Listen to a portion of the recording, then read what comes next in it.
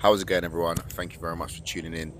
For today's video, I'm going to be dissecting my squat session. So at the moment, I'm currently in week 7 of my program, and me and my coach, we've decided that our main lifts will be the high bar squat, and second to that will be the good mornings with a safety bar.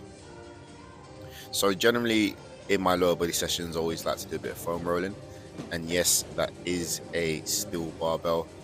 Foam rollers for me at this point in time are just not as firm enough for me. So I need something with a little bit more substance. And, I guess I can't look any further than actually using a barbell to, help me loosen up my muscles. And I do understand that for the most part, foam rollers aren't as effective as they may say, or for what they've been designed for. But for me personally, especially where I'm using something a lot more substantial and a lot more firmer, I just find that it helps me stay way more supple, and I just feel a lot more looser when I go into my lifts, therefore able to get the most out of the exercise.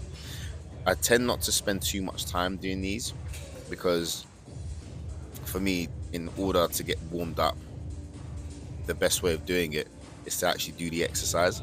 But don't get me wrong, if there are exercises that you find or certain drills that you find that can help you get ready before you start your movements, then I 100% advocate for you to go and do that. So for me, again, I tend to spend anything between even sometimes 5 to 10 minutes. If I'm really stiff, then it might be a little bit longer. Like, as you can see, even though I've edited this part, I think for the actual video, the actual footage was about 15 minutes, if that. And this is all including the drills that you're about to see me do afterwards. So again, I try not to spend too much time in my warm-ups. I, if anything, would rather warm up longer with the movement that I'm going to then eventually load. So in this case, where I'm doing high bar squats, I'd rather just start with an empty bar and do more sets at a lighter weight with squats, as opposed to doing all these drills prior, or spending more time doing all these drills prior to me squatting. But again, choose your vices and go from there. Like I said, for me, I just have my specific go-to drills that I like to do, just to ensure that I'm nice and loosened up before I start to train. And as you can see here, I don't spend much time on each movement. I just do whatever's necessary for me to feel a bit more looser, and then I pretty much just start getting myself ready to lift. Now, this particular drill here, this is what we call the spine cars, so controlled articulate rotations. But in this case, we're only just focusing on the flexion and extension. And this has been a drill that's been introduced into my program a few years ago when I was seeing my physio. And it's been a great exercise for me to utilize in order for me to just kind of wake up the muscles in and around my spine, and also understand how far my spine can go into flexion and extension. The more I understood how much movement I can get out of certain joints, it just gives me more assurance of what I'm kind of allowed to get away with when I lift. Not saying that I try to go to the extremes of both sides, but it's just good to know what your body's capable of doing before you then start to put it under stress. And this is another form of cars, but this is just for the hips. And I found this being a very effective drill for me to do, especially for my squat days and when I deadlift, especially where I pull sumo. So my stance is going to be a little bit wide at the hips, and I just feel like I can get into position a lot more smoothly.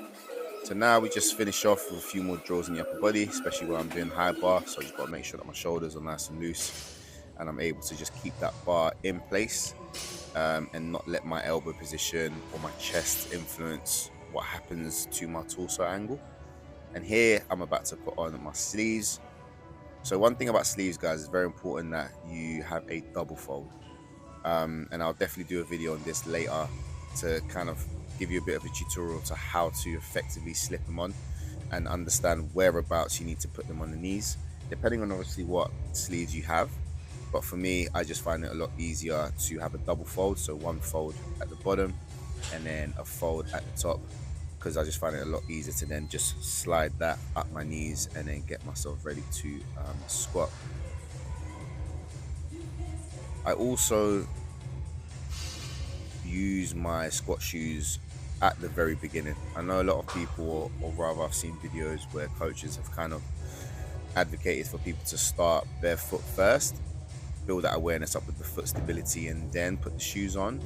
um I just put the shoes on first. I just feel like, why not utilize them when I have them, and again, just practice as much as possible with them, because I squat with these shoes despite it being a high bar position or a low bar position. I always use my squat shoes even in competition, so best that I just wear them all the way through. And I've not had an issue since with my foot stability ever since.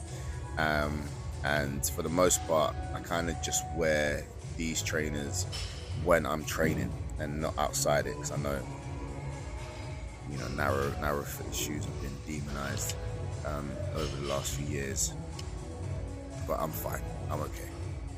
So here we start off with just an empty bar, and as I mentioned before, like, get your practice in, ensure that every single rep is looking just as good as the last rep. So despite this weight being light, like, I want every set to focus on the position, and in my mind I'm literally imagining that I'm doing my top set. In this session I was doing 4 sets of 5. So how my training works is every week we have a certain rep scheme, and I then obviously fulfill however heavy I need to go for those repetitions, with the aim to then do more the week after, and then I repeat the rep schemes again to then do more than the previous week. So for example, week 1 I do sets of 6, week 2 sets of 5, week 3 sets of 4, and then week 4 sets of 3. I have my deload week on week 5, and then week 6 I repeat what I've done in week 1, so on and so forth. So today again I was slowly ramping up in each set to then essentially do more than what I did in my previous week of 5. And again, as you can see here, positioning, I want to make sure that every single rep looks just as good as the last rep. So this should be me now working up to my first set of 5. So despite the jumps being big, I can get away with it because I'm strong enough to actually get those reps done at that weight. Therefore, I tend not to take little jumps in between sets. I work backwards. So I knew that my last set, so my 4th set, was going to be my heaviest set, and then I work back from there. So then I know, okay, cool, my first set's going to be this, and this is the order that's going to help me get to that last set, therefore making that last set my best set as well. So this is my first set of 5. Again, we're just adding a little bit of a pause at the bottom. Nice. So I try not to focus too much on how long I stay in that bottom position. I'm really just focusing on just making the pause as obvious as possible, taking that stretch reflex out of the position, so then I have to force my quads to do the work on every single rep and work just as hard on every single rep. I find that this variation has helped massively, especially with just trying to focus on maintaining that torso angle, or more of an upright torso angle. I've found that adding pauses to this position really helps me reinforce that. So now I get into my second set. So first set was 100 kilos, and then now I'm going to go on to 120 kilos. And again, just identical to the 100 kilo set. Everything's the exact same. The number of steps that I take to get myself into position, the duration of the pauses, the positioning. I try to literally repeat every single set as if it's my first set. Discipline is very important when it comes to maintaining the right position, so you can get the most out of the exercise. So never, or I guess as best as you can, try not to deviate from the position that you're trying to achieve. Always focus on repeating the same level of work on each and every single rep to then fulfill a great set. So now I move on to 140 kilos on my third set.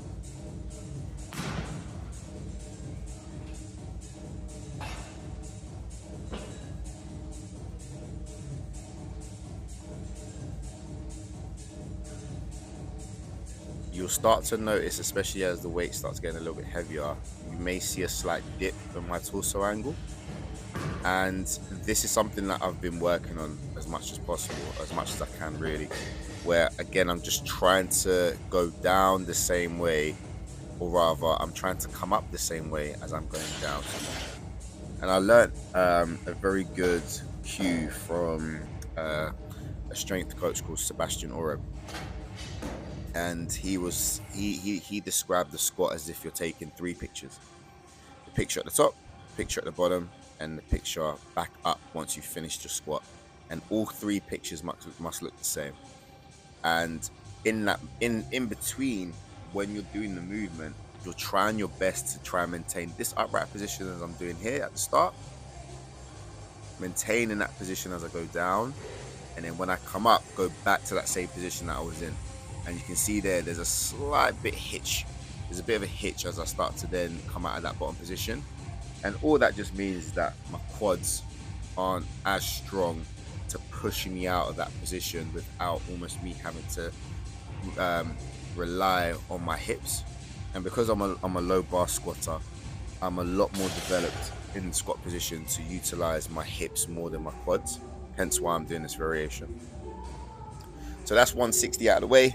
We now move on to the second variation of my session, which is the safety bar good mornings. And I like to use the safety bar instead of a straight bar because of the padding, the amount of support you get in and around your body.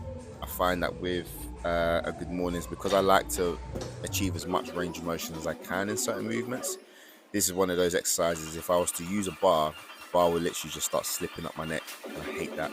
So with having the padding around and the handles in front of the bar, I can hold the bar a lot better and therefore tolerate more weight. And I'm using pins, very similar to the intention of adding a pause to the squat. The pins again forces me to come to a bit of a halt, and then also generate just as much force to then get out of that bottom position. So every rep, I'm working just as hard as the last. So now here we move up to the top set, which is 120 kilos, no, 130 kilos, excuse me. This is a 30 kilo bar.